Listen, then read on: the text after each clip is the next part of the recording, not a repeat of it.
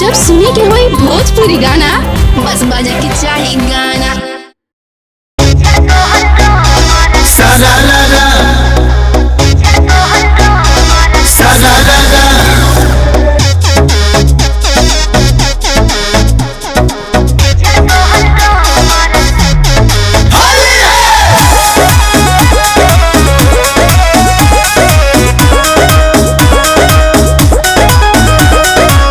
फगुओ के दिन केहू करेला जैसे अपना जीजाजी संगे करता रु जैसे हम ठीक करतनी बुझनी।